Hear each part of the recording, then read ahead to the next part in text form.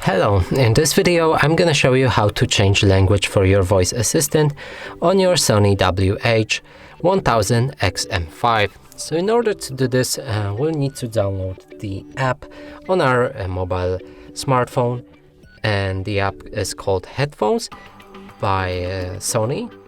So after we download it and install it on our smartphone, we'll need to have the headphones connected to this same device that we'll be changing the settings for.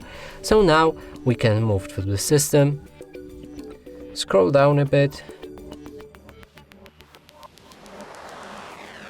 Here you can find notification and voice guide, and beneath it there's a language. So make sure that this one is enabled like this. Click on the arrow next to the language, then select language.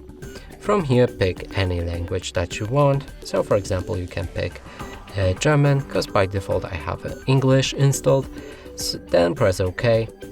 It will tell you that it will transfer the language to this headphones.